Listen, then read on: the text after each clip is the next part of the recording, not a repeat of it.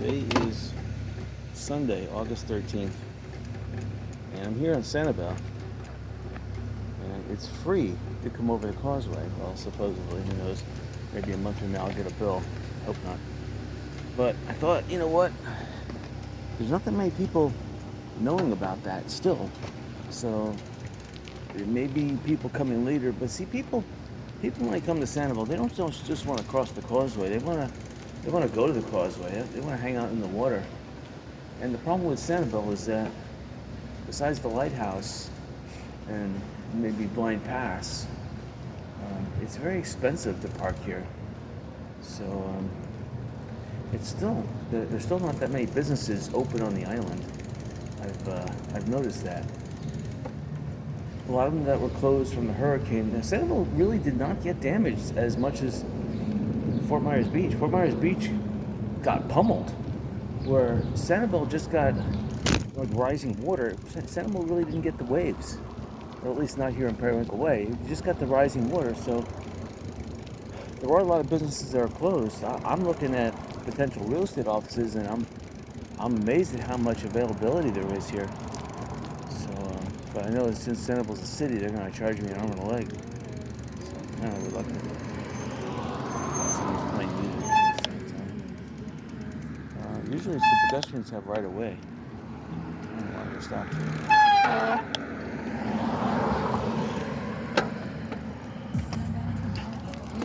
Thank you. Thank you.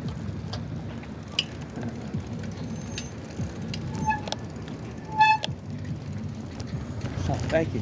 Sorry. Wow.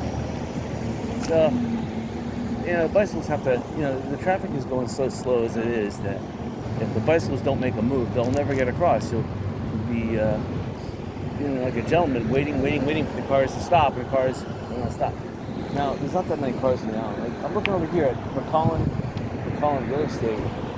It looks like a lot of real estate offices still, again, almost a year, are still not up and running. And that's because there's no economy on this island. They closed the, January 2nd was the first day they opened the causeway. $9. I was going to come to an island where half the businesses are closed and they still charge $9. They should have got rid of the toll altogether. That would have helped the recovery of the island. They should have got rid of the toll and allowed tourists to come here without paying a toll for all those 10 months to help the island recover. But nope. And it's Lee County that owns that bridge, so they're charging.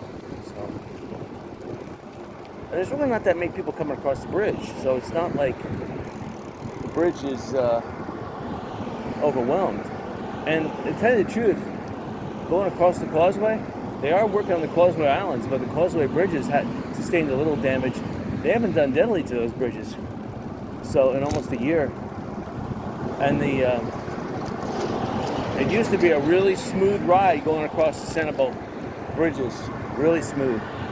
But now, especially the big bridge, anytime where there's a, where two bridge sections meet, there's now a noticeable bump, and that's annoying. The 7-Eleven here is still closed in Sanibel. We're driving, let's see, it would be more like east on the Periwinkle Way. And here's Billy Bicycles on the left-hand side. Of course, they're making money hand over fist. I mean, I already estimated a business like Billy's Bicycles. You see this, there's a building coming up on the left-hand side. It used to be an old antique store. It looks like it's in really rough condition. I don't know. I have to really acclimate myself to, I want something turnkey right here on the left-hand side. It's called Antiques. Obviously, that's not reopening anytime soon. I like it because it has an aluminum roof. That's, but the inside sustained major damage. So we're talking, if they didn't gut it out, it probably stinks galore inside there. And I really have to, gutting a place out is what is required. You got to gut it out, because if you don't dry it out, the wood there will never lose its moldy smell. Even though how dry you make the wood, it's going to have that Nile River smell. And anyway, so coming on the island, that's what I've really noticed. That's been the key theme here, is that a lot of businesses are boarded up and still closed. It's almost like, why unboard now when, the peak of the hurricane season is just a month away. So, and a lot of these people feel the same way too. We all think the same way in Southwest Florida. There's been below normal rain up to this point in the year. And so they're thinking it's going to be overcompensated by one or more hurricanes are going to come by and give us that rain and give us that flood and destroy things more. So why? So anyway, I'm looking for businesses that have aluminum roofs to buy. I don't want to rent. If I'm going to rent, it's going to be, I don't want to pay that much. Just like George Foreman, I don't want to pay a lot for that muffler. I don't want to pay that much because there's just so much available. Now we're coming up to the old Bank of the Islands branch, or I guess now it's called Sanibel Captiva Bank. It's a branch I always wanted. In fact, I was trying to negotiate before the hurricane to buy it, and I'm telling you, there was nothing available before the hurricane.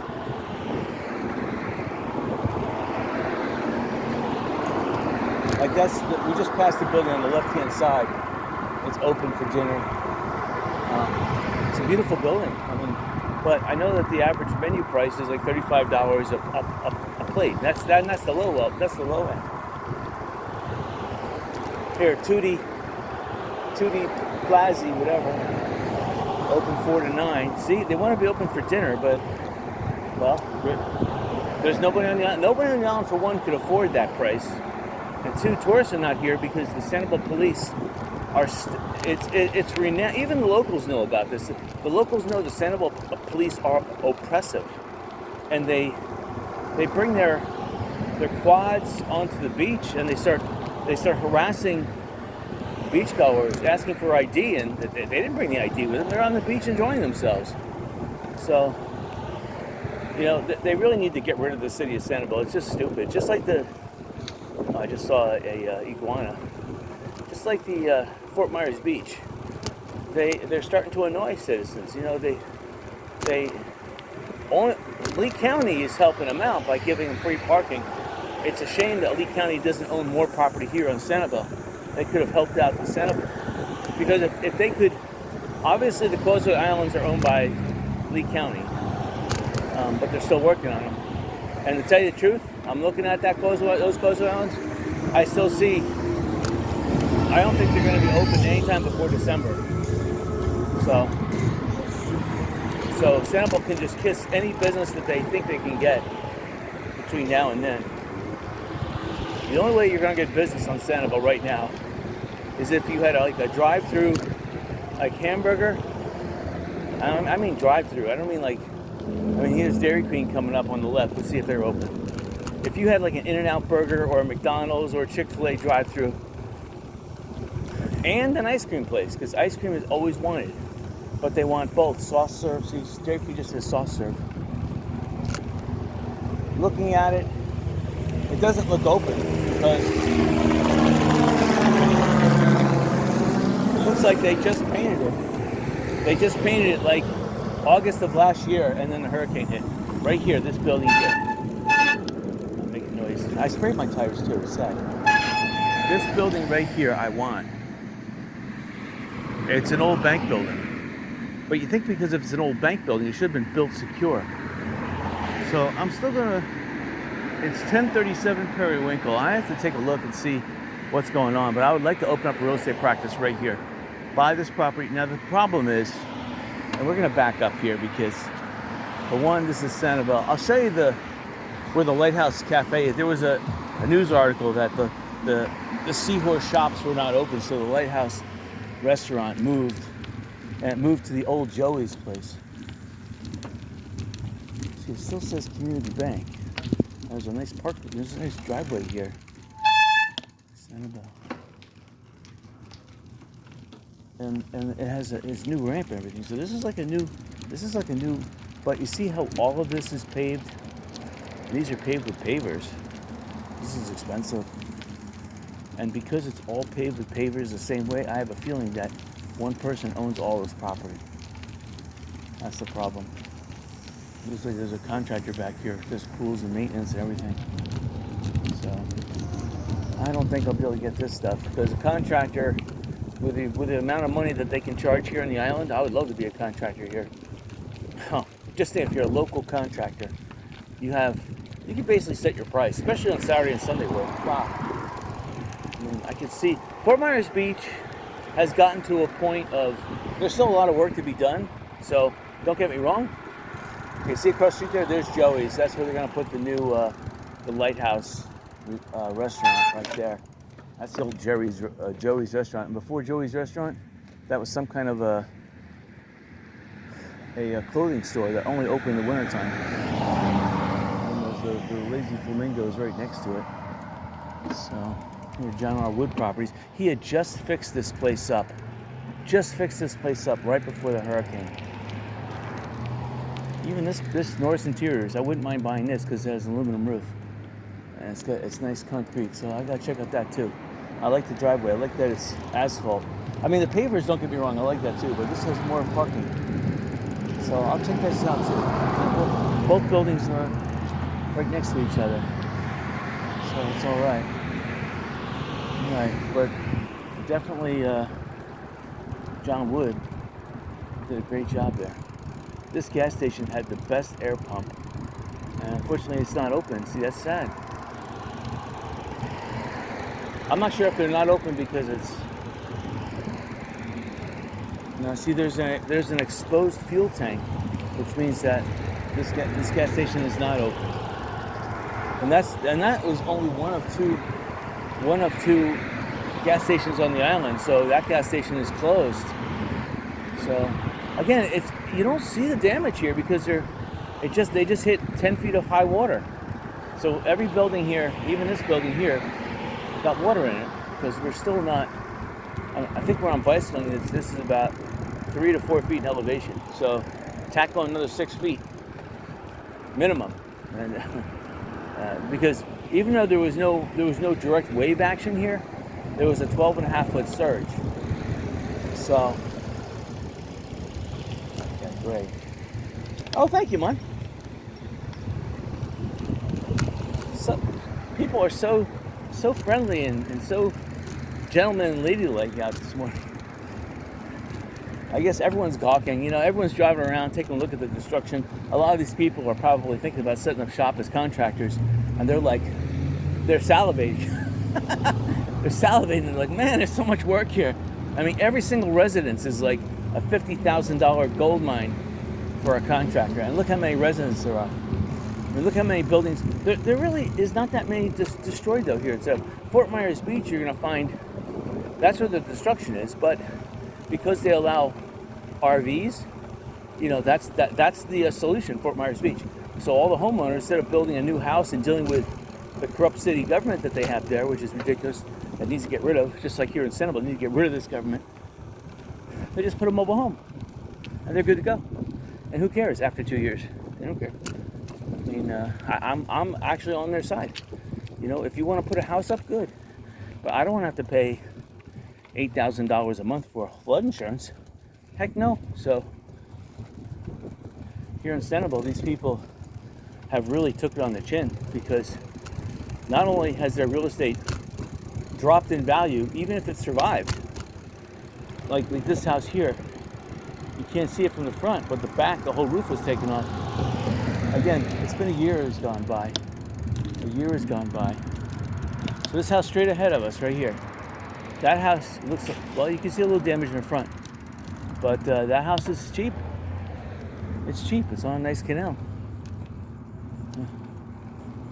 Oh, wow, you can see it from this side. You can see it. Oh, wow, you can't see it from this angle, but look at this angle right here.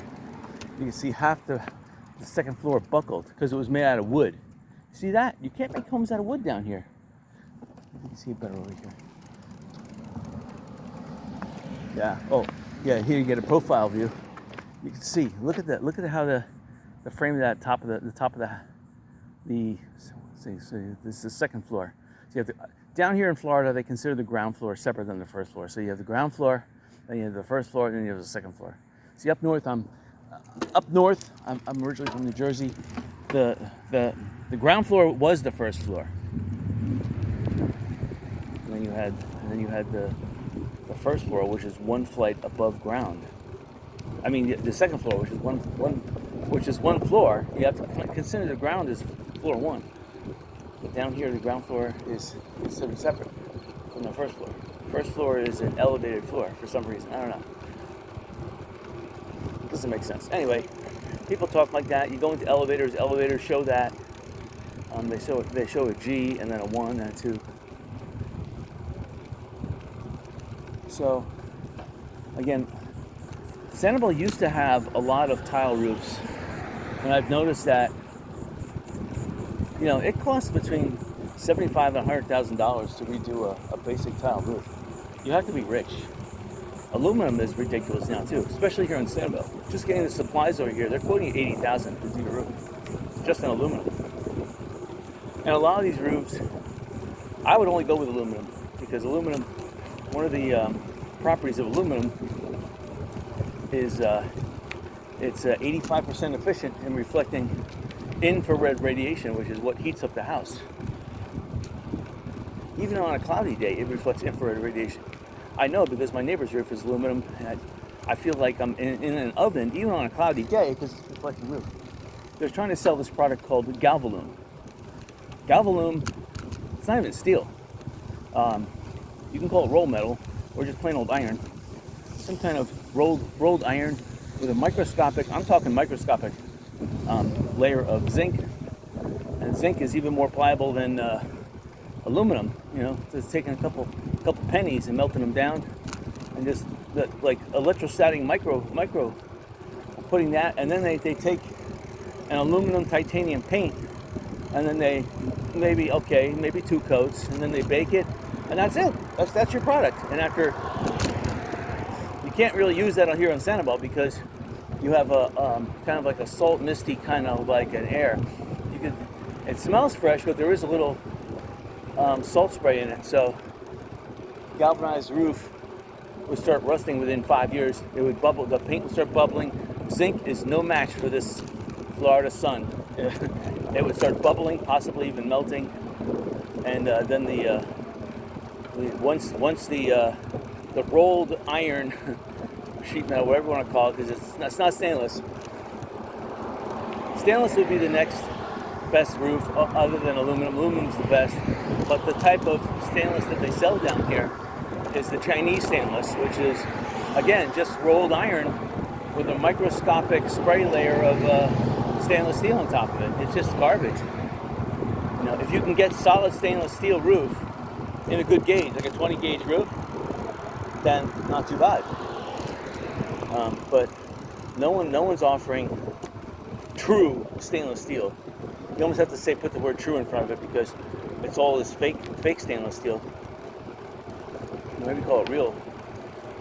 Anyway, if you're a contractor and you could set up shop here in Sanibel, and there's plenty of commercial properties that are available, I'll show you the next one I've been looking at for the last 40 years. I wanted to open up this store 40 years ago and make it into a resale store, but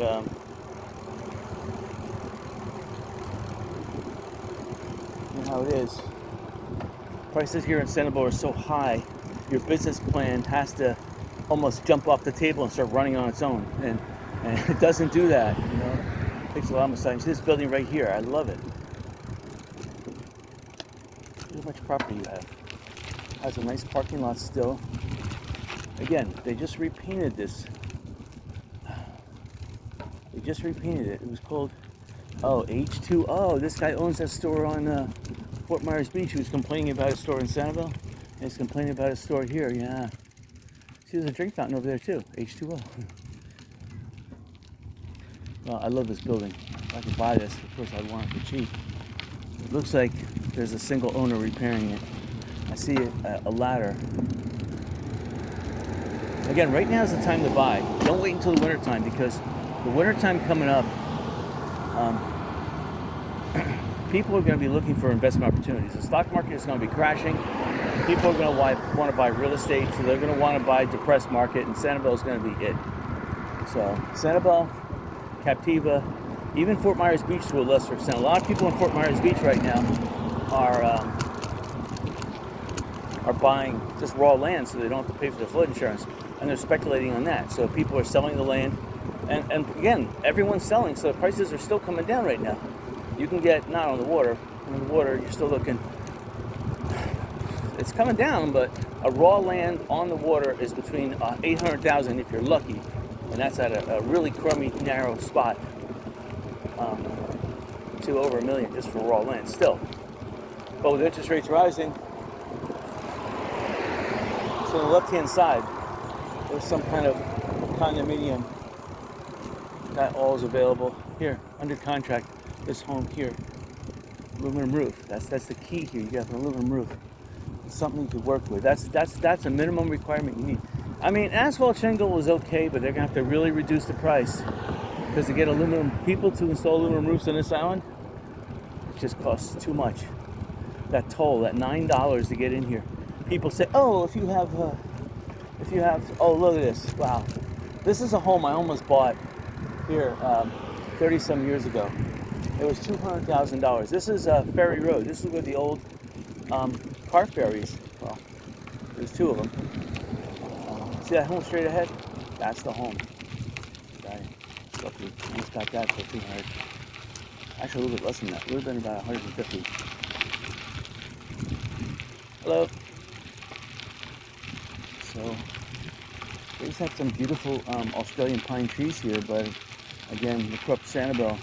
The Australian pine trees wouldn't have flown away, so they probably came here and killed them all, because they're just corrupt. I don't know why there's such an attack on Australian pine trees. Those trees glow with, but see straight ahead there's an Australian pine tree. I don't know why they didn't cut that down, but they grow in the worst soil, and they grow really fast, and they offer a triple canopy, which is what you need here on Sanibel to keep it cool, you know, because trees cool the environment down. Not only are they do carbon sequestering in the carbon cycle, but they cool the summers and they warm the winters. I came on Sanibel, it must have been that first week in January. I didn't know that bicycle traffic was still denied. I just knew that they opened up the causeway to non-residents. So I took my bicycle over there, and I had like 2 or 3 cops were like tailing me, and it was, you know, it felt like I was in some kind of a fascist communist state here in Sanibel.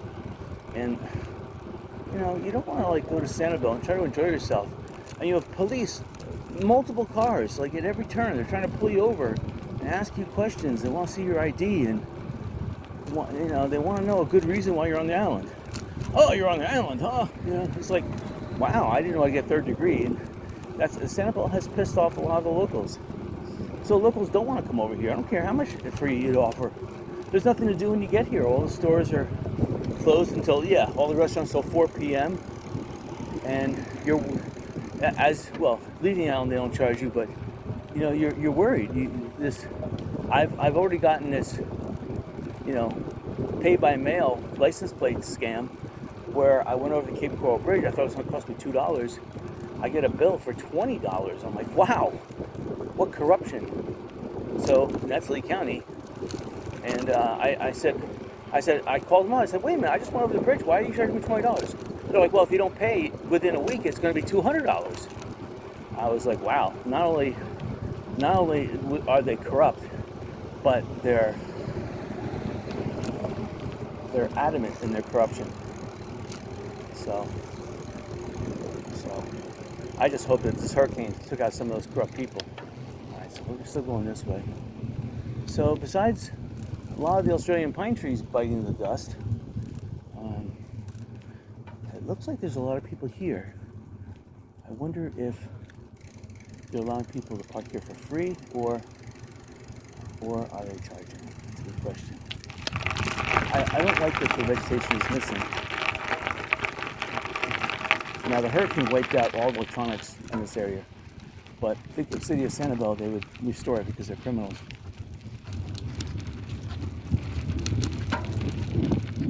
See, look, you have to pay fast on your cell phone. Yeah, so the hurricane wiped out the multi-million-dollar parking meter toll things, but now, just like Fort Myers Beach, they have pay by phone. So this property is not owned by Lee County; it's owned by the city of Sanibel, and they're just grinding it to the tourists. And you know, why come here when you can park for free in Fort Myers Beach? Granted, the beaches here are a little nicer, but no. I guess for today, because of the accessibility, look, the bathroom is closed. You just have to use the outhouses. That's horrible. Let's see if the boardwalk's open. It looks like it's high tide too. That's horrible. Alright. Yeah, which is sad because the drink fountain is also cordoned off. I have 2 ice water bottles in my car. I took a swig. The nice thing about parking though at Jerry's is that if I'm thirsty, I can go upstairs and buy something. And I know Jerry's is open because, you know, it's hard to find a spot.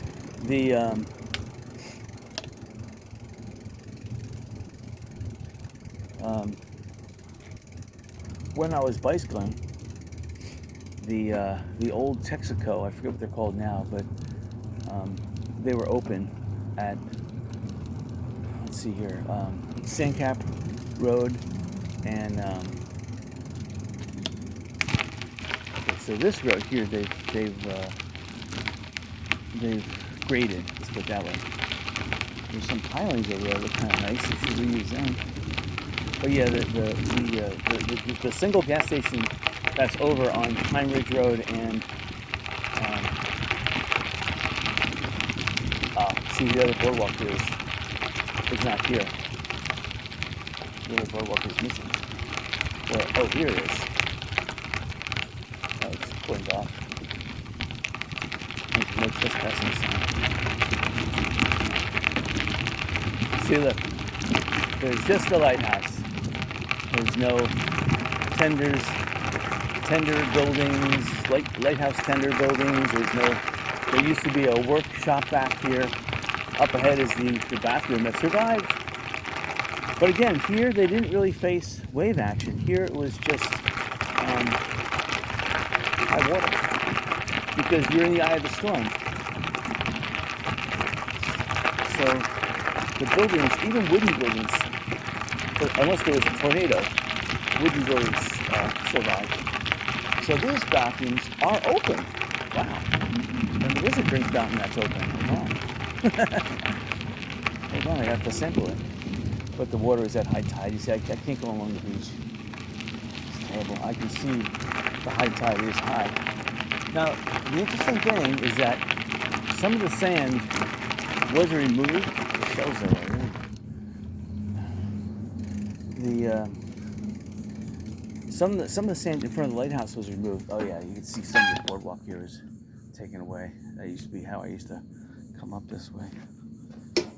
Oh, the water's working.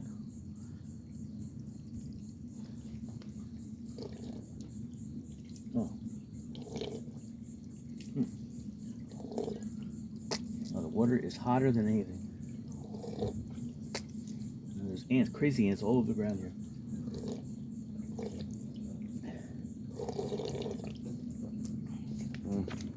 Reverse osmosis water, disgusting.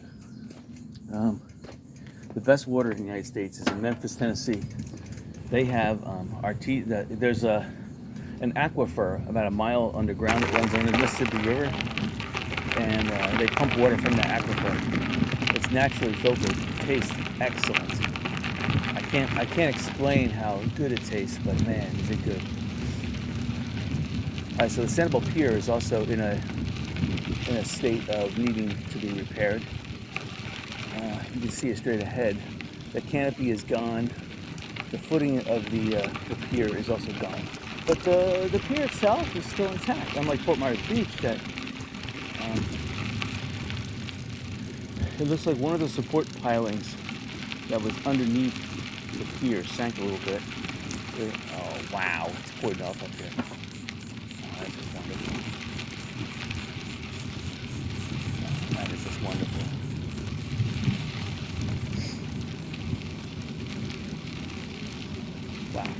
looks like I have to go back where I came. Wait a minute, how did cars get up here? There's cars. I'm gonna have to go this way. Oh yeah, they still want people to pay. That's why they are getting tourists on the island here. So Lee County won't get the money. You see, Lee County takes it on the chin for Sundays, but then the city of Sanibel gets to rape everybody parking at probably $5 an hour. See, it doesn't even say how much it is. It just says remember. They shouldn't charge people to pay here because everyone's hurting. Even people on the mainland's hurting. Everyone took it on the chin a little bit, and they don't have money to splurge go on Sanibel if it's going to cost them $9 across the. I mean, no, not everyone has a transponder. If you have a transponder, oh, it's $6. Well, look, if you live in off of I-75, you're not going to have a transponder. You want to visit Sanibel to check it out, you don't want to pay $9. I mean, it costs less to go over the Sunshine Skyway, right? You get more enjoyment there. Sanibel Causeway is in a state of complete disrepair. The first Causeway Island is, oh look, even this road is blocked off. I got to it from the first Causeway Island is still in, the old road surface is like completely done, but they're building a new one elevated about, I would say it's about 2 feet higher than the old road surface. And they're putting reinforced, looks like galvanized steel bulkheads in to prevent future road erosion, protect the road. So the road itself is going to be like a man-made bulkwork, the whole road, both sides. And it looks like they're going to make a divided highway on the Causeway Islands for maybe a future twin span, like another Causeway span. That's what it looks like.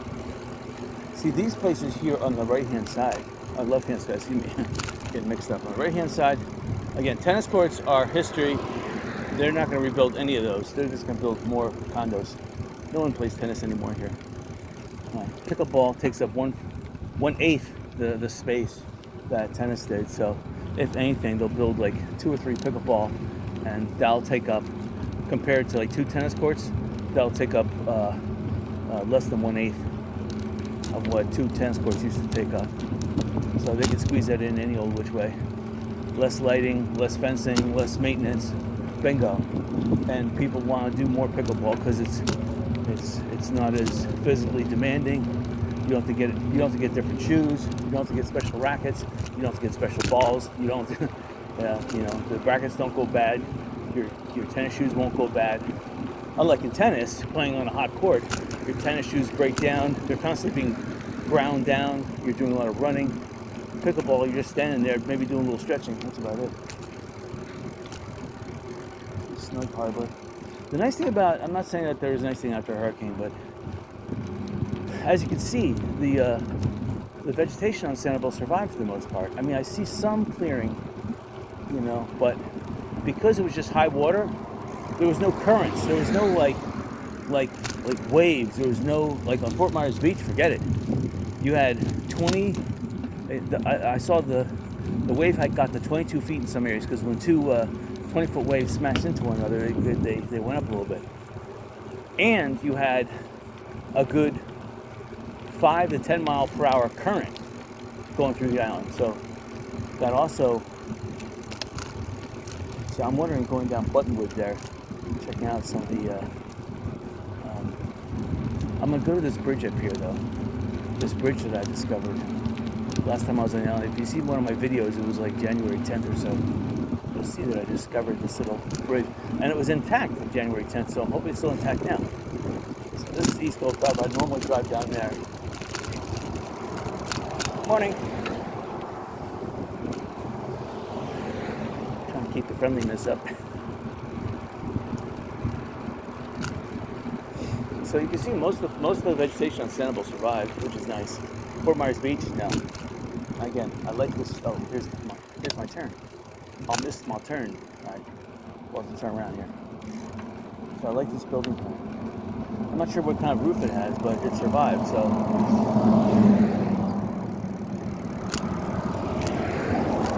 I don't necessarily like the color blue.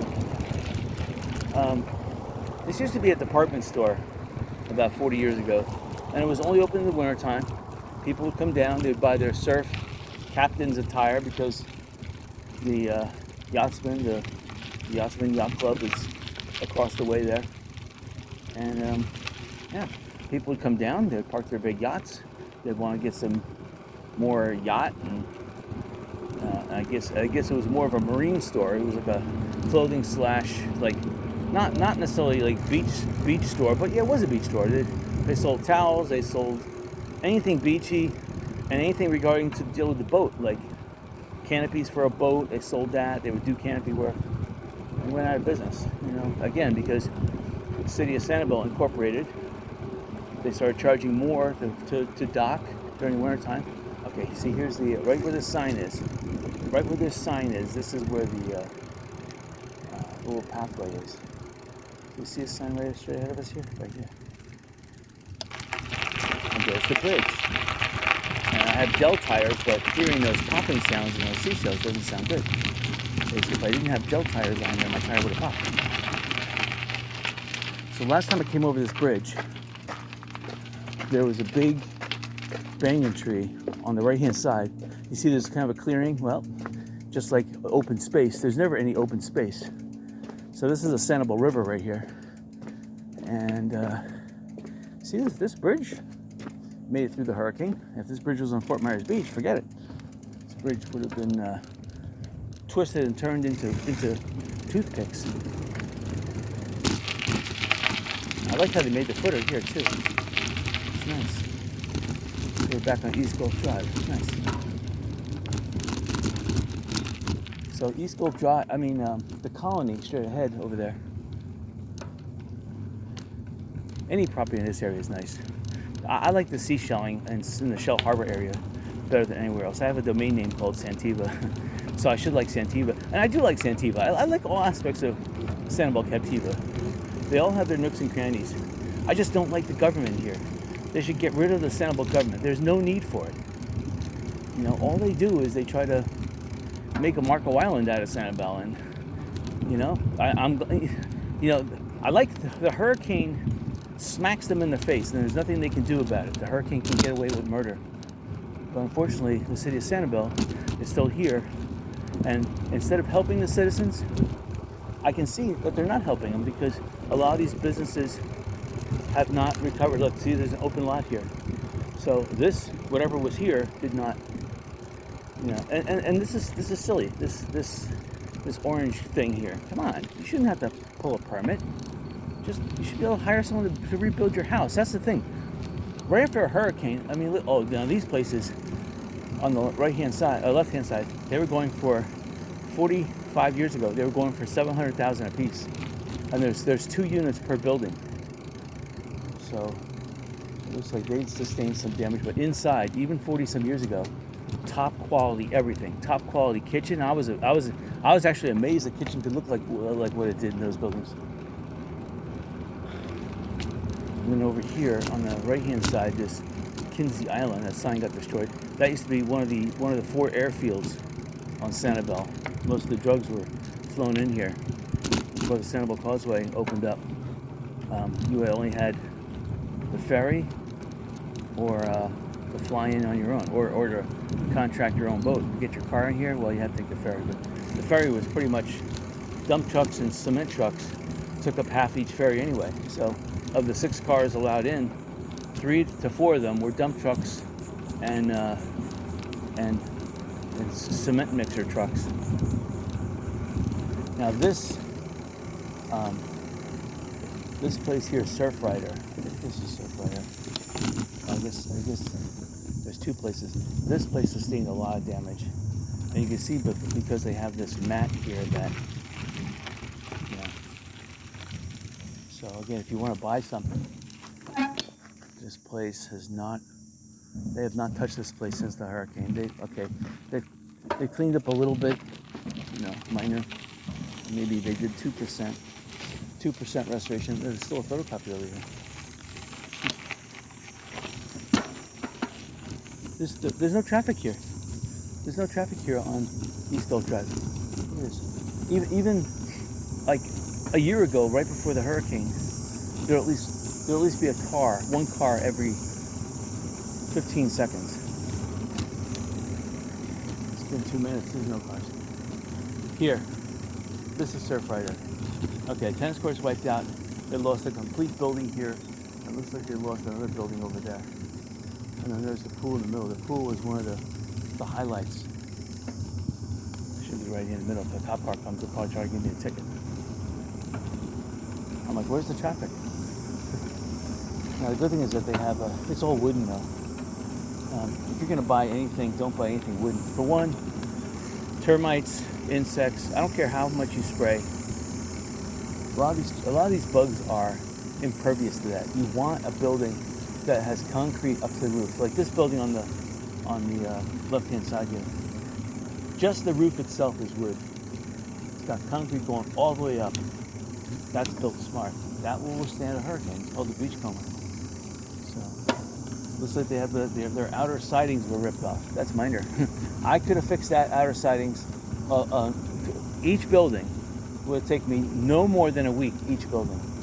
So they have 1, 2, 3, 4, 5, 4 buildings. I could have got the whole job done in a month.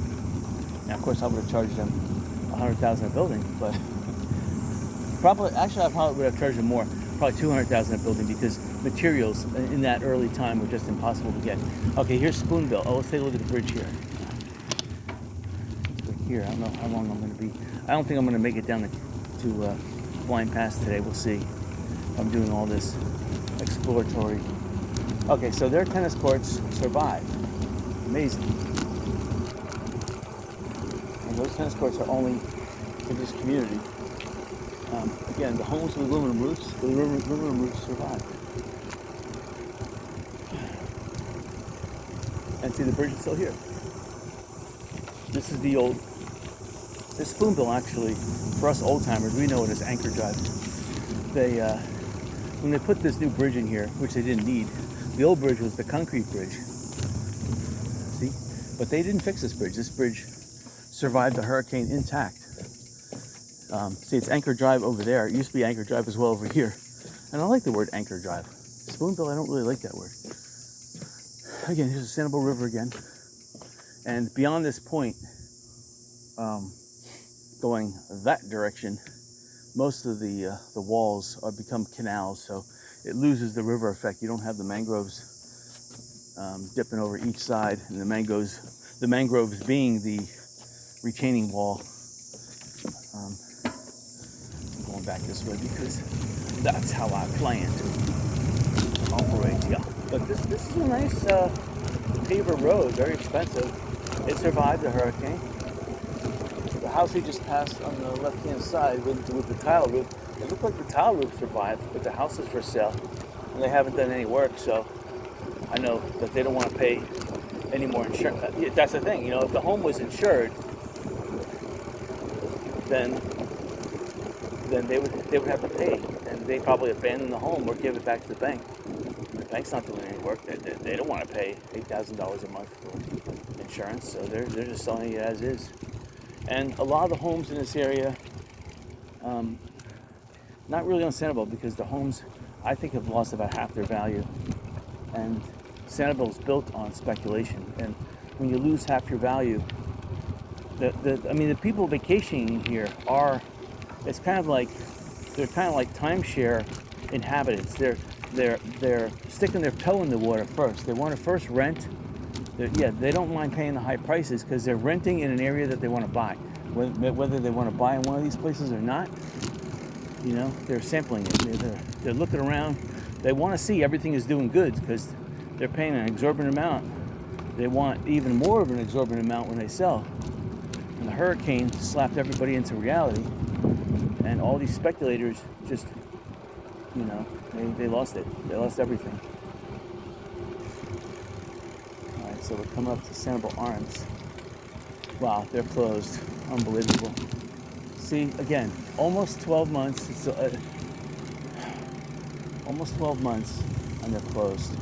And they're waiting till now to do work. So Now, properties right along the water there did experience a slight surf. So the 12-foot surge, you have to add the surf on top of that. And the surf was between 5 and 7 feet. This area, though, probably only experienced a 3 to 5 foot surf because you were right at the eye. So you look, Sanibel Arms West. The places on my right, though, the sea wind, they were built strong to withstand flooding. So they may not have even flooded inside. And of course, if you, those are first and second floor. Looks like the pool's in operation too. So nice. Both Sanibel Arms West, the whole ground floor and most of the roofs. They're always fixing Sanibel Arms West. It's not a good investment. It's only a good speculative play. You can buy, like, after they fix this thing up and you get it for cheap. Look, they're mounting the air conditioners on top of the roofs. They never did that before. They were always positioned on the outside on the ground. Now they're putting the air conditioners on Sanibel Arms West on the roofs. So that's something brand new, something that...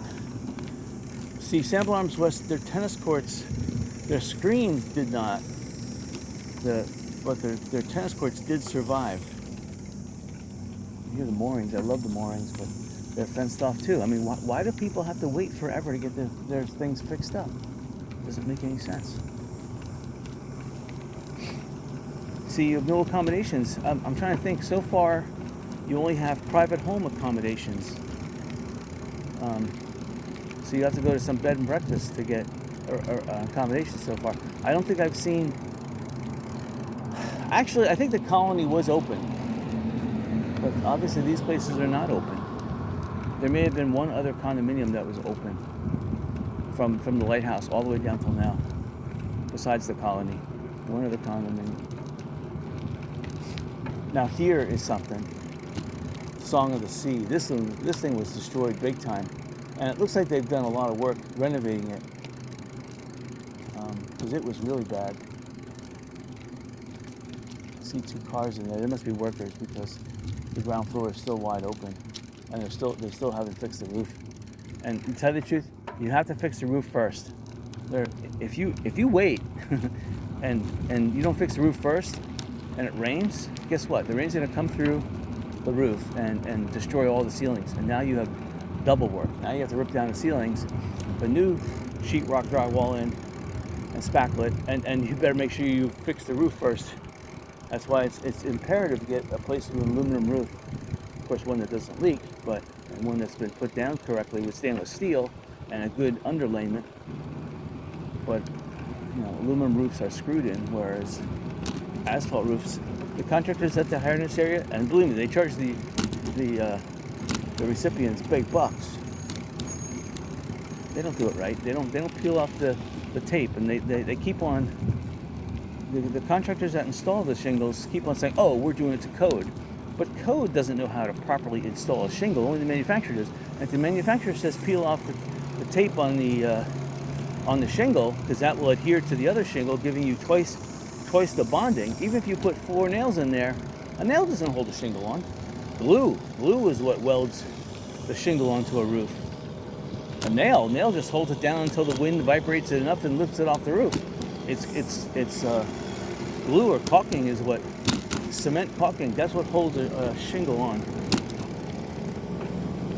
And the peel on, the peel off, roll on, that stuff will never come off. I actually fixed my roof with some of that temporarily. I'm still waiting on the aluminum roofers to come back with a down-to-earth proposal. They're still in lofty in the clouds, but they're all coming down. They're all starting to throw bones because most of the places in Fort Myers now are done already. So you only have the laggards, the holdouts like me, and Sanibel wants contractors that are registered with Sanibel. And a lot of these roofers, they don't want to go through that because Sanibel's going to put their nose to the grind wheel, and they know they won't be able to, for one, pay for that additional licensing, and two, they don't want to. So, talking about A-frame homes, there's 2 A-frame homes on Summerlin or McGregor, whatever you want to call it, on the way to the toll plaza before you head into Sanibel. Both of them got extensive damage. One of them got the first floor above ground floor completely. The wave went crashing in there, and they're on the same side that Fort Myers Beach, the same intensity that pummeled Fort Myers Beach. They were on that same side because the hurricane went right up San Carlos Bay. So if you were on the Sanibel side of San Carlos Bay, you were unscathed basically. The wind went the other direction. It kind of forced the water out. Again, there was a surge at 12 and a half feet, but it pushed the surf away, so you really didn't get that much of a surf on top of the surge. Whereas if you're on the Fort Myers Beach side, the wind pushed the surf towards the beach, plus you got the surge. So yeah, you got the 5 to 10 mile per hour surf, the 140 mile per hour winds, the 5 to 7 foot waves on top of the 12 and a half foot. So yeah, you got it on the chin. Those A-frames, they took it.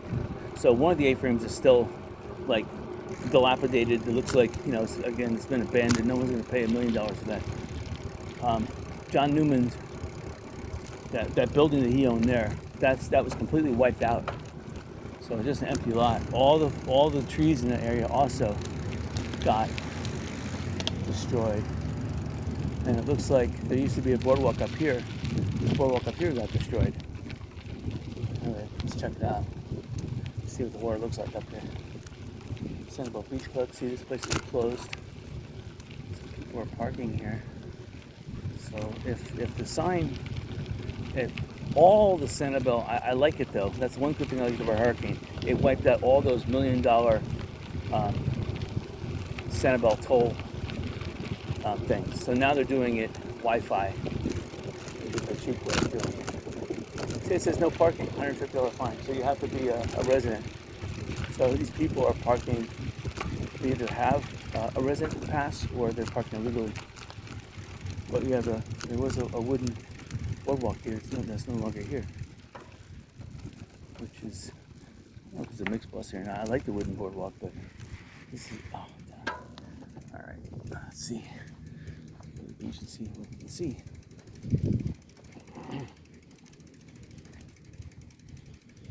So the beach does look a little wider than what I last recall it. So it did add, just like Fort Myers Beach. Fort Myers Beach added, on average, 2 feet in elevation and 20 feet in width. Although right now, a lot of that's being, a lot of that was given up for some offshore sandbars. But Sanibel looks like it gained about 20 yards of beach. 20 yards, at least 1 foot in elevation, 20, oh yeah, it's high. It's extreme high tide. But I'm looking up and down the beach. There's nobody. Because there's no place to. Again, people are living in. It's Airbnb. They're going Airbnb, and there's no way the city of Sanibel can track that. And good, because I want the Airbnbs to make money, because they got to pay the exorbitant taxes. So the shelling probably is awesome. But at high tide, it's hard to say. It's gorgeous, but no, there's no way I could bicycle here. There's no way I could bicycle over here either. I'm standing on the sand here, and it's all soft. I would just be wasting time and putting myself and my tires in peril. I like how they're wearing matching outfits over there. See? At the same top and the same bottom. All right. So yeah, look at that condominium straight ahead. So we're just taking off. You'll see most of the damage from the on Sanibel, just the places that are right on the water. So, and most of the damage occurred not when the hurricane was approaching. When the hurricane was receding, that's when Sanibel got a lot of the wind damage. Not necessarily waves, because at that point when the hurricane was receding,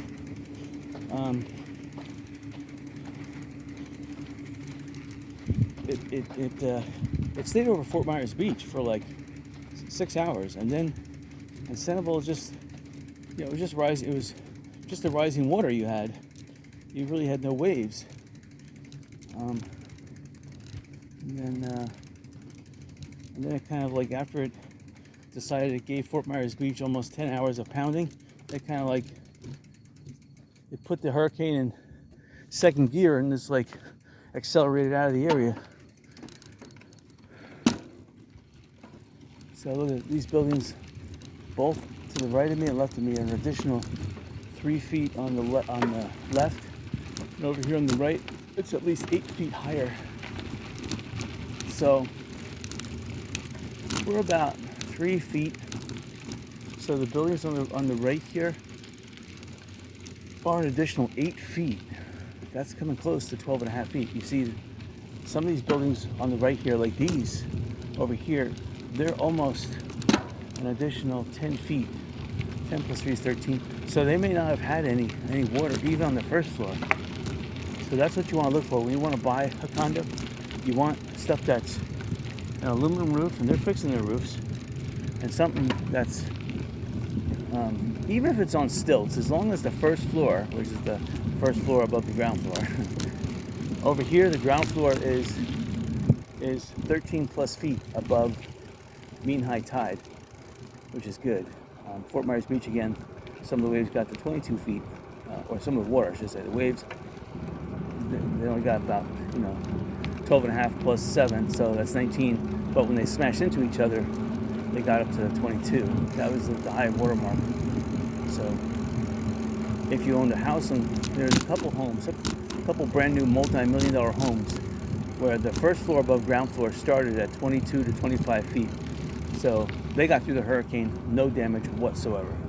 They had, obviously the ground floor was inundated with sand, had a little bit of sand blasting from the wind. Maybe some of the plaster cracked a little bit, but besides that, nothing. And that would take me maybe a weekend to fix everything. To replaster it, paint it, done.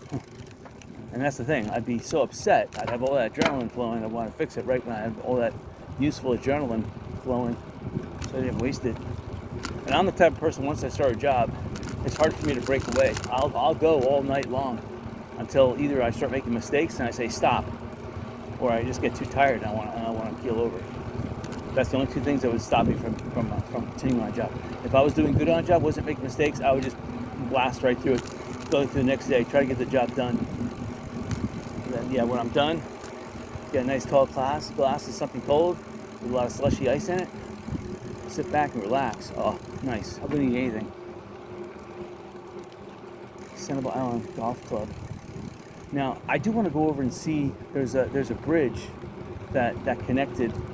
It's right where old Middle Gulf Drive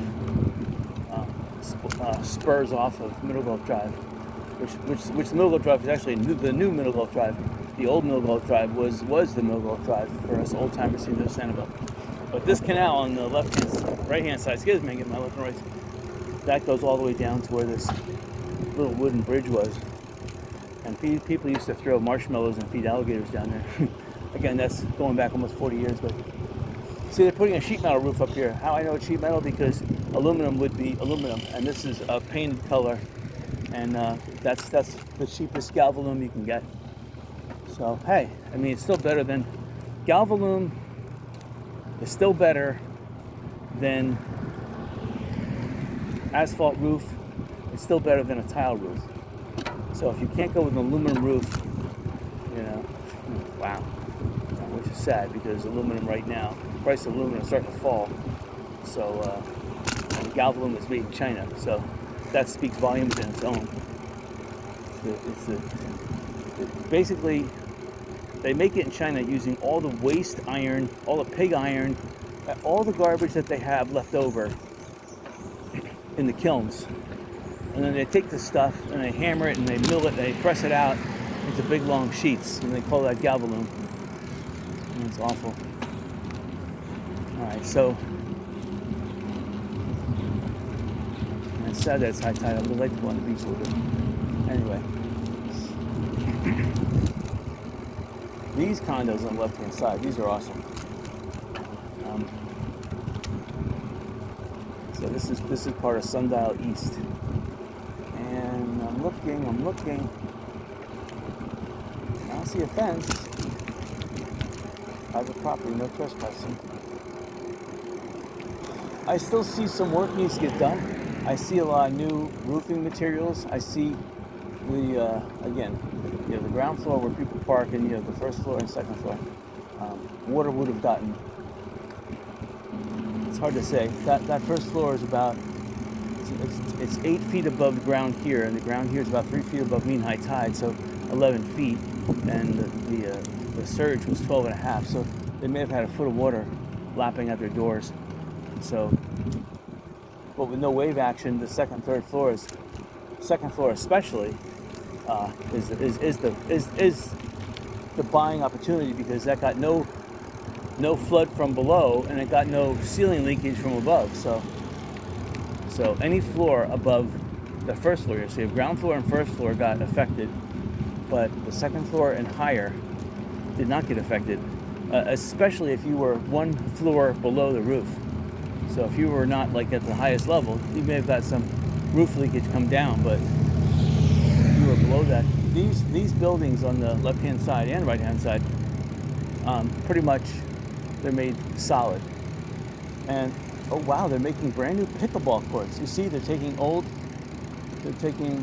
these look brand new. So they put 4 pickleball courts in.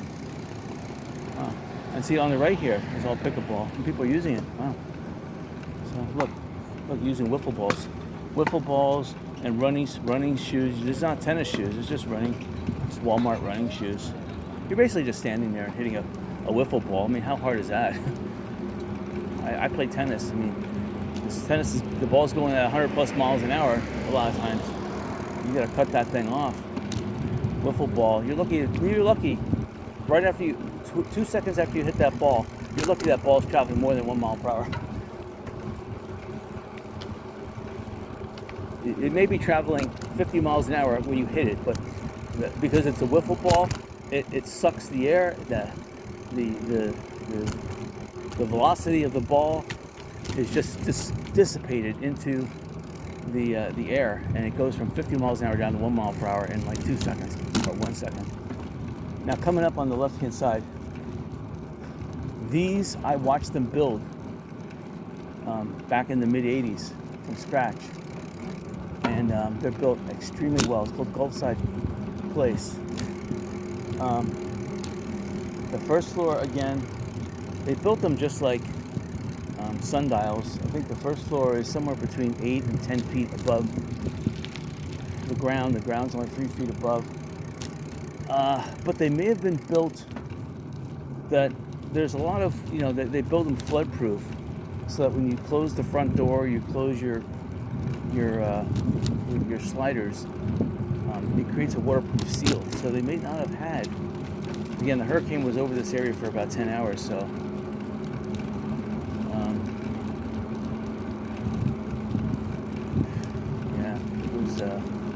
yeah, it wasn't a full 10 hours per se.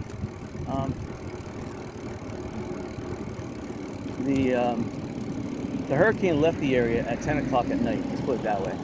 The eye of the storm was over between 3, no, I take that back. The eye of the storm came over around 4 o'clock. It was here on the island here a little bit earlier, maybe at 3. And it stayed till about 5:30. At 5:30, the wind changed direction, and that's where the flooding occurred in the Lee County area. And it's unfortunate. We had all these high water alerts. Nobody knew what a high water alert meant until the water was actually coming into your house. Everyone was told that the hurricane would be accelerating on by. There would be an 8-foot storm surge.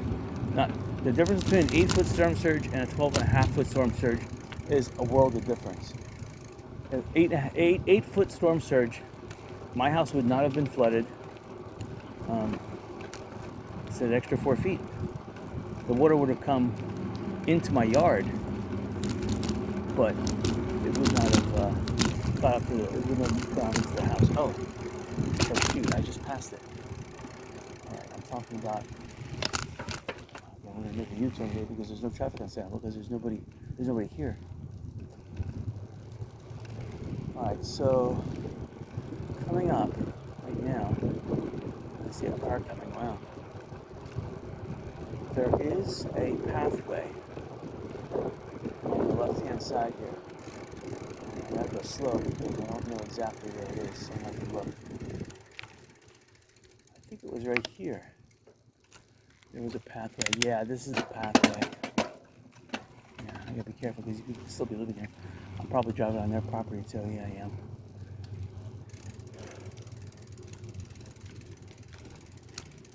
Pathway runs right over here in this tall grass. I hope there's no sand spurs because they could pop a tire easy.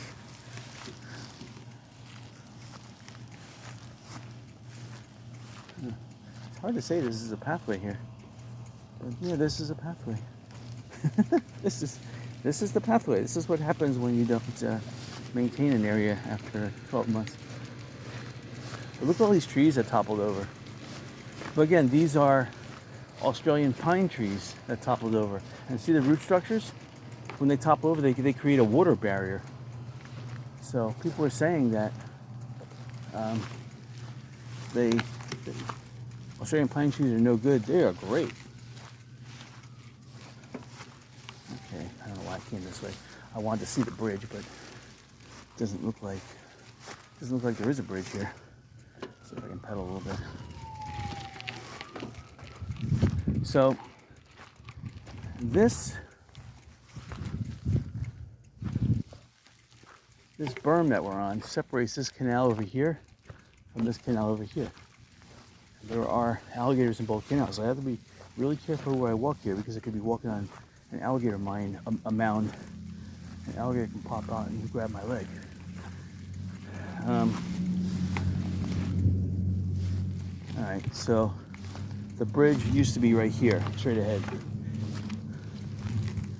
So you can see that some people put some boards across. The narrower board is better than the fatter board. But there used to be a wooden bridge here, a big one. And most of the alligators were in this canal over here on the left. Most of them. I'm not crossing that. Just looks like someone singled out the Australian pines, though. You know, I see a lot of them are cut with a chainsaw, so someone went after them. I'm not saying that they didn't have limbs snapped, because again, Sanibel did have, when the storm was after 5 o'clock, when the storm was, oh yeah, there's some sand spurs there. After 5 o'clock, the wind coming from the backside, which again is not as intense as the wind approaching, but that was that caused most of the damage here on Sanibel. Sanibel, the hurricane kind of like just came up upon Sanibel almost immediately, and just then all of a sudden sat here with the eye of the storm almost due on top of Sanibel. And Sanibel almost got, there was like an initial like 25 minutes where it got some wind, and all of a sudden it became just, the water rose, and that's it. You were like, you know, you were like in the eye of the storm for like 4 or 5 hours. And so anyway, my exploring. Now, someone does occupy this house over here because I can hear the air conditioner on. In this house, I know nobody occupies it because there's no air conditioning on. The pool is drained. It's abandoned, and it actually has a nice, good concrete driveway. And I don't know what's. I mean, the garage doors work. Has a nice little spiral staircase. They know they can get $1.5 million for it still, in the condition that it's in because of the property. But the roof is made out of asphalt shingles. But you know, asphalt shingles, they normally hold up through one hurricane, and then they've been vibrated to the point where that's it. They're good for one hurricane. So who wants to pay $17,000 for one hurricane? I don't. Aluminum has a 45-year life expectancy. Guaranteed 45 years, so it usually has a 60 year.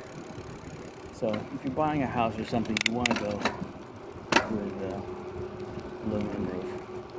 Rest assured, as long as there's a plywood substrate if you have a plank wood, I would recommend putting plywood or getting that 1/2-inch sticky back put down as an underlayment before you put the aluminum on.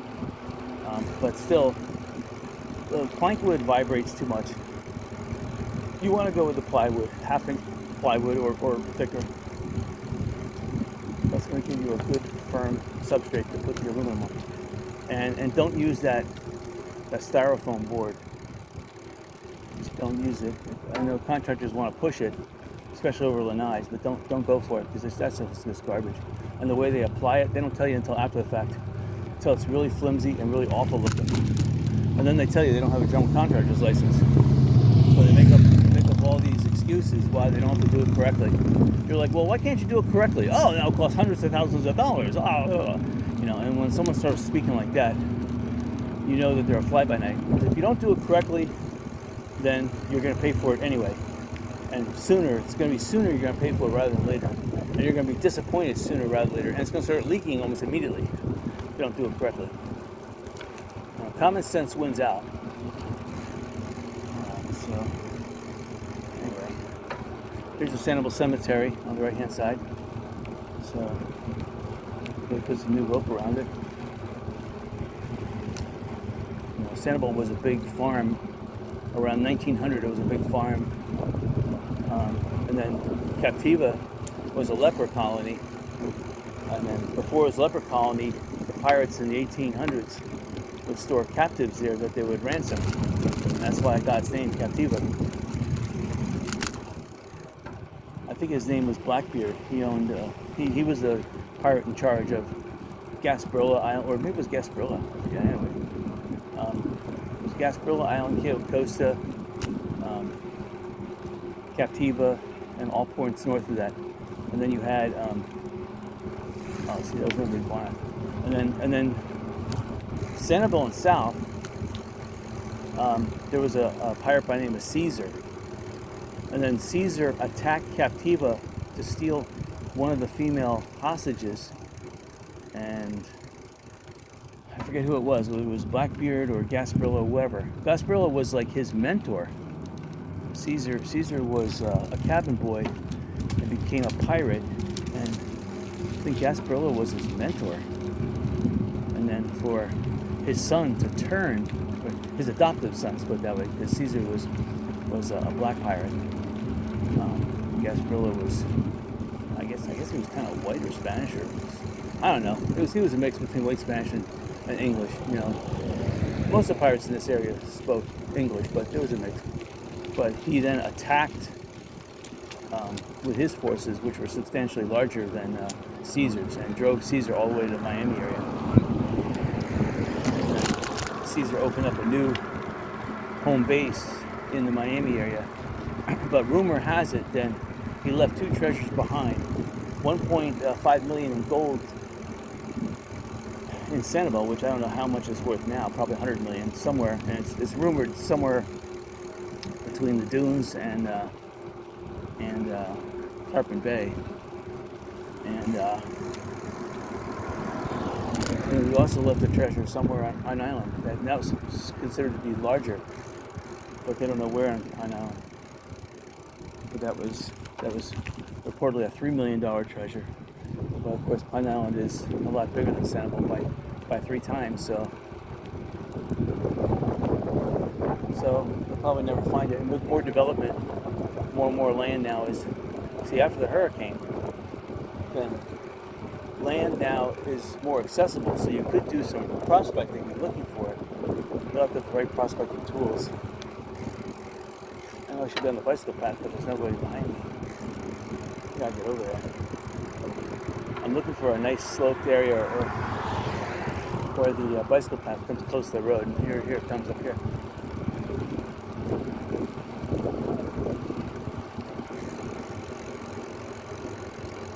Let's see, I guess I can right now.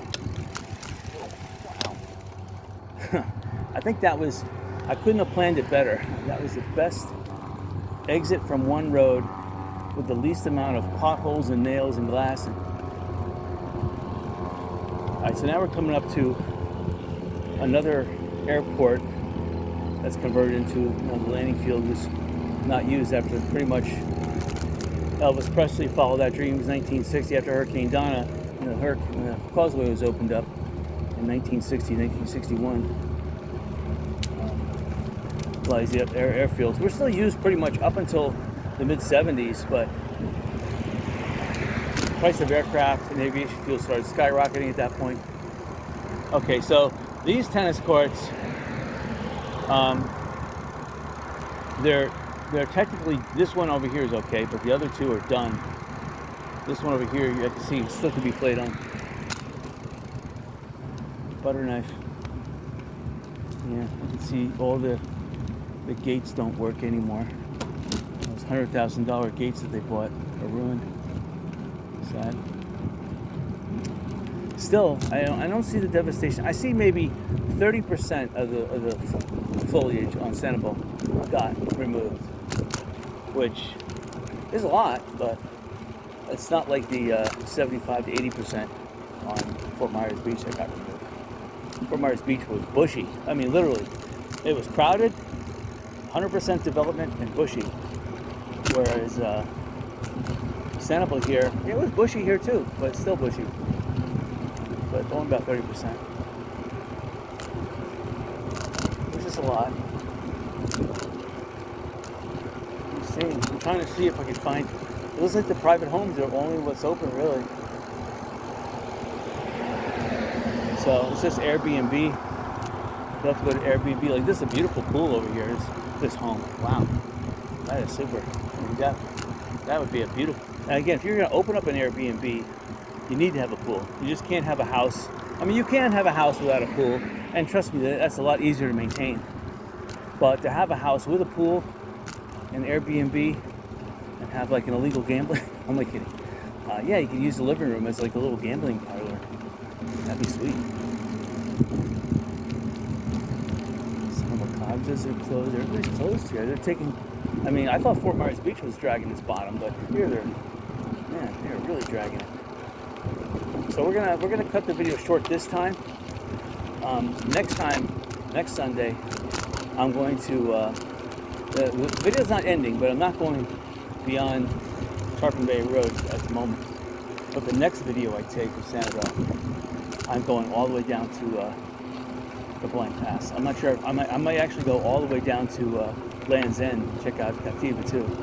So it may be just a sandcap bicycle ride where I'm talking and you're looking at sandcap. Yesterday I took a video of Fort Myers Beach. One of my cameras malfunctioned. The camera with the audio malfunctioned. It had video too, but both audio and video malfunctioned.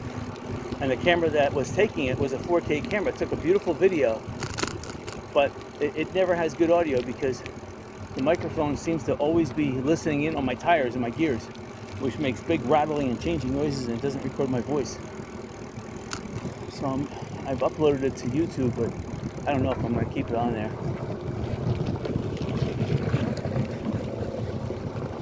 So again, we're heading to Bailey's at the moment. So again, the foliage looks like Sanibel kept on doing these slash and burns. So I hate it when they did that. So I'm kind of glad that they haven't done that in a while.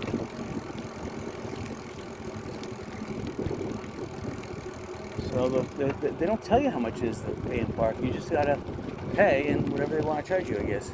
They're gonna make up for the Sanibel. Oh, here's water, drinking fountains. Oh, darn it, I should have stopped and tested them. So these bathrooms are open. They have more drinking fountains on the side of the bathrooms, which if they're not in the sun, so that would be nicer. If it wasn't for my 2 ice cold water bottles in the car, I would stop again. But still a little ways off from Jerry's. I want to check out 5-star. I still remember this 5-star grocer up here on the hill, the Union 76 5-star grocer. I mean, it was Texaco first for the longest while, and then it was Union 76. It's 5-star grocer as far as I know. I want to see if the 7-Eleven, both 7-Elevens are out of commission here in the island. But so far, all the little wooden bridges, except for that one going over to Middle Gulf Drive. That's the only wooden bridge though. See, it's high tide back here too. Sanibel River we just went over. And Bailey Tracks always looks like that. It always looks like saltwater intrusion where everything's dying over there. I don't know why. It always has that look. And of course, it's all dry like that. That's where you're going to get a fire. Because when you get saltwater intrusion, the mangrove dies. It becomes tinder like that in the Florida sun. Forget it. One little campfire can get that burning to a point where that could just roll through there.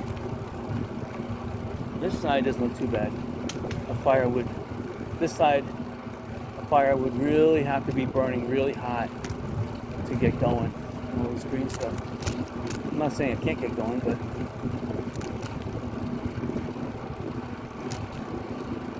you see a lot of water on the ground here too, so there's a lot of standing water everywhere. It's hard for a fire to get through that high humidity like that.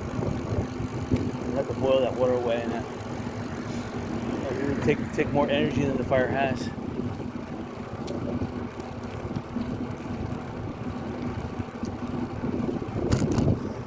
Now the question is, did the hurricane raise the level of the ground here an extra foot? The flood definitely deposited a mud layer. The mud layer in my garage was almost an inch thick. and the water was only there for two hours. So if the flood level in my garage could deposit a 1-inch layer of mud in 2 hours, then how much mud do you think the hurricane deposited, like over here on the right hand side and the left hand side? It probably raised the island of Sanibel. The beaches were raised 2 feet, but I'm thinking for 6 hours, yeah, it could be 3 times that. So it could be at minimum of 3 inches of mud. So you wonder, how do these islands grow? Well, every hurricane they grow between 3 inches and 2 feet in elevation. All right, so this is, holy mackerel. Bailey's Shopping Center is gone. 100% missing. 100% gone. Look at this. It's gone. 100%. Can't drive in there because I'm not allowed. Wow. So Jerry's, okay, you have Doc Ford's, they're open for lunch. Okay, so I see a lot of people over there. That's across the street. That's a beautiful building too. They definitely put a ton of money into that.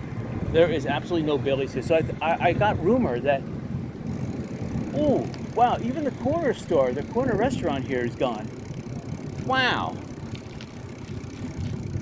Okay, the gas station over there is still there. I was actually looking at the gas station because they had an aluminum roof. I wanted to rent that as a real estate office. Holy mackerel. Change is happening.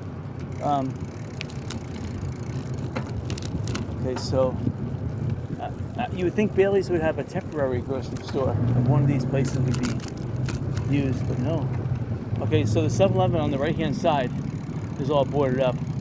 This guy, he took out his gas pumps, stupid, because this place on the right-hand side, that old 7-Eleven, the lights are still on in the back, so he's got power. He's got a huge parking lot here. And not only that, he has the ability to reuse the gas pumps, the tanks. The gas tanks underground probably are filled up with sand right now, but they cost $800,000 to replace. I don't know. I don't understand why someone, where gas brings in like 9/10 of your business, that you all of a sudden stop selling gas and your business is shrouded with trees. How then can you develop any type of an awareness that you have an open business there? You don't. Okay, we just passed the timbers in, and they look like they're still open. Yeah, I see someone building. Looks like 2 people are building something there. That's interesting. Yeah, there's a lot of real estate available here in Sanibel. Even this art gallery, it's open, it's available.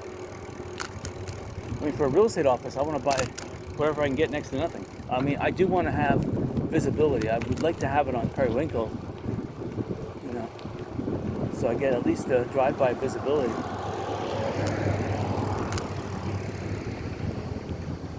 So this place still has gas. They used to have, I see they have a generator back here. They used to have a canopy over the gas tanks, and they must have just knocked it down, because when I was last here, the canopy over the gas tanks back in January was still here. So they must have just knocked it down.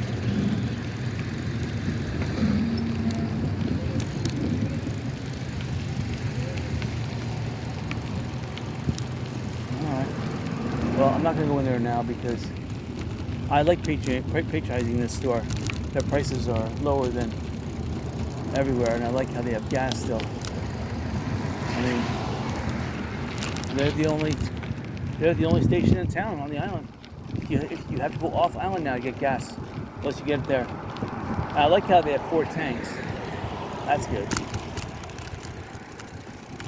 Again, a year ago, right before the hurricane, there was no availability. Everything was rented.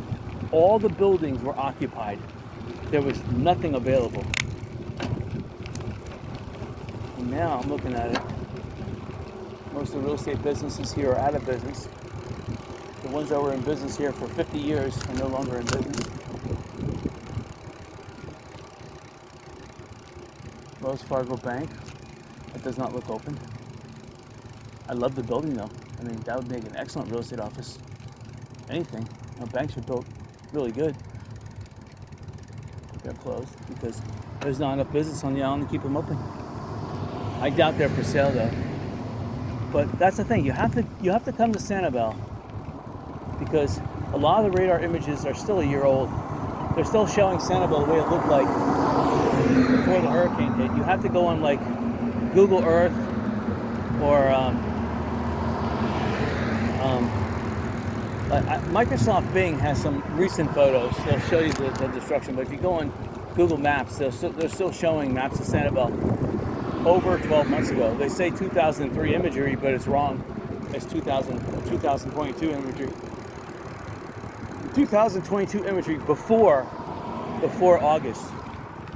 Because, to tell you the truth, the reason why they're doing this is because I think it's illegal to show dead people on satellite imagery, and because reportedly, okay, here's the water fountain. Reportedly, 10,000 people are still missing. Well, if you're missing after a year and you don't check in at a hospital, you don't show up and work, you don't make a deposit or withdrawal from your bank account, guess what? You did. Oh, it's working. I saw someone put some garbage in that one, but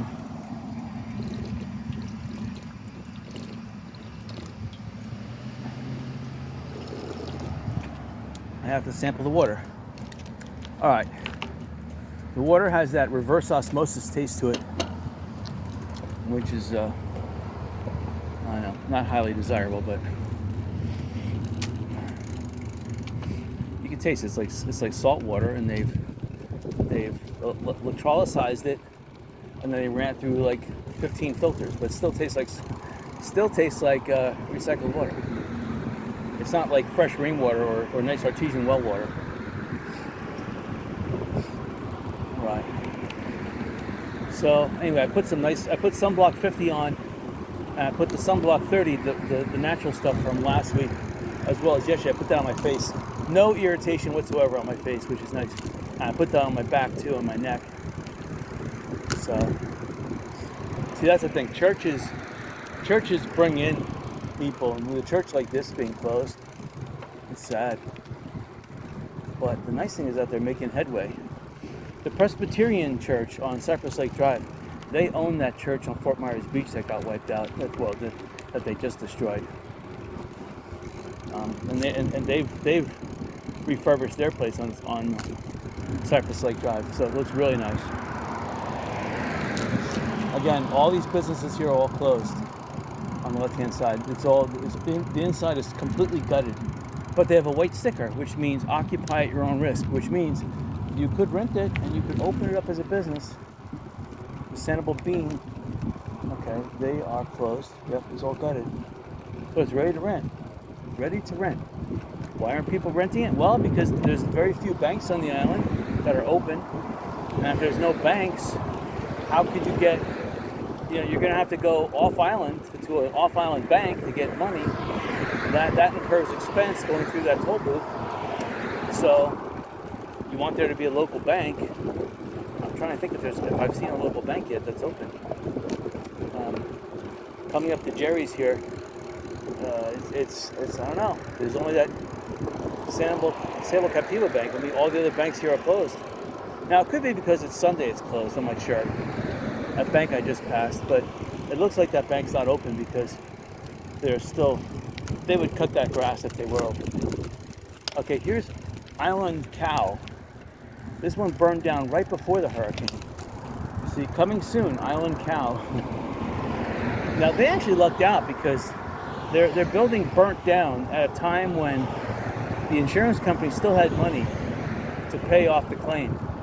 I think it burnt down sometime around June, so they have July, August, September. So they had enough time to settle their claim. And the hurricane, of course, wiped out their business completely, wiped out all proof. So the insurance company had to pay maximum dollars. So, of course, why build it in the same place now? I mean, if they got all that money, they still own the property. They could sell that property, but now is the time to buy a better piece of property. I'm not sure what a better piece of property is, but a property on the water would be nice. Down by Blind Pass, if they could build it up nice, that would be beautiful. They could build it down there. I don't know. I'll check out next weekend. I'll check out that area. Okay, so you have Blue Giraffe. They're trying, but no one's there. Yeah, open. Yeah, no one's here. You just have local residents who are living here, who are going to Walmart, they're buying their food. If they go to Jerry's, I'm surprised. They'll probably go to Jerry's just for quick essentials like milk, eggs, butter, that's it. Maybe some bread. That's it. Chips place, Ace Hardware. Nope. I see a nursery. So they have to be selling something. They have to be open. It's a beautiful store. Alright, let's see up here.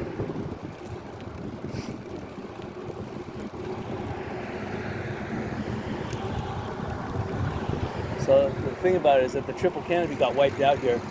So all these trees took a haircut. Oh, Tahitian Gardens.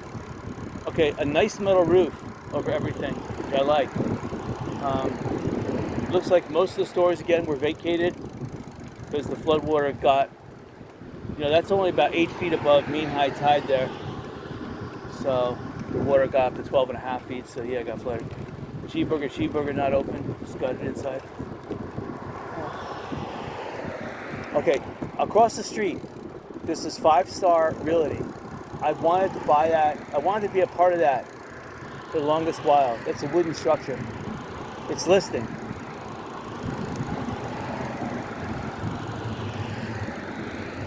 I still want to buy it. No, it's listing now. So they got to tear that building down. But back 40 years ago, I wanted to be a realtor. I was just 17. I was just about turning 18. And I wanted to be a realtor at that point, and they said no. They said they had 5 people working there. They didn't want to take a 6th. I'm like, what? I said, I could be a designated alternate. They said, nope. I was like, oh. See, back in those days, you had to pay for a cell phone, satellite photo. It was expensive. You had to pay for your own MLS dues and everything. Not that would deter me, because prices of real estate were a lot less back then. The average $3 million home on the water was only selling for $300,000 back then.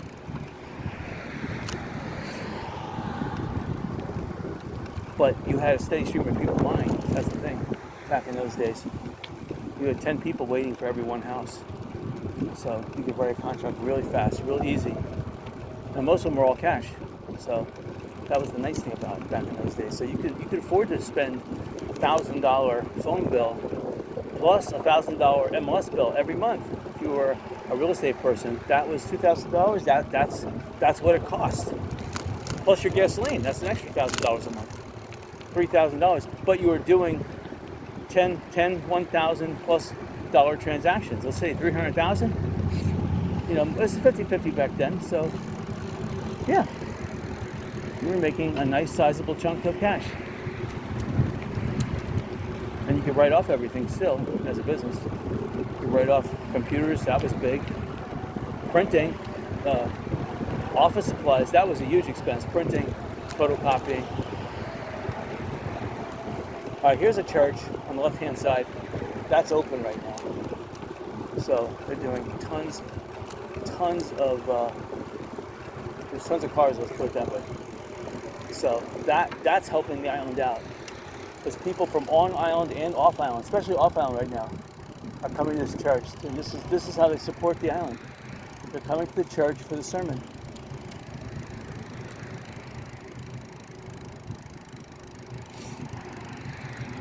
And here's Jerry's coming up. Right.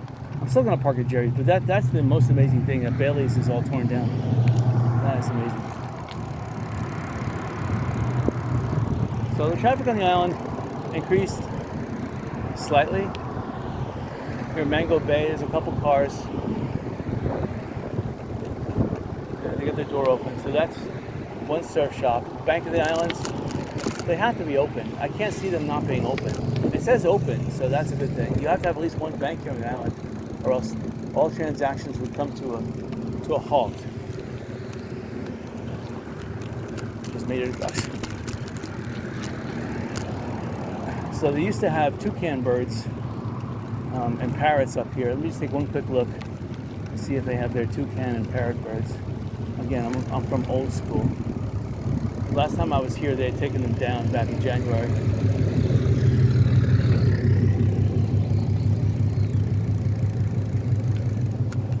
And let's see. Yeah, I don't see the bird cages back up. I don't see the bird cages.